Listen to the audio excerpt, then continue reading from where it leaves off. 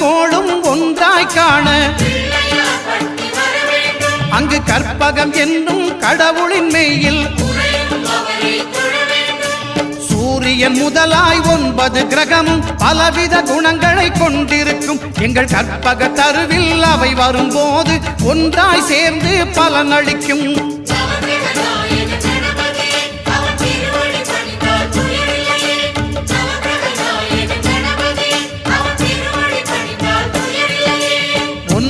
கோளும் ஒன்றாய் காண அங்கு கற்பகம் என்னும் கடவுளின் மெய்யில்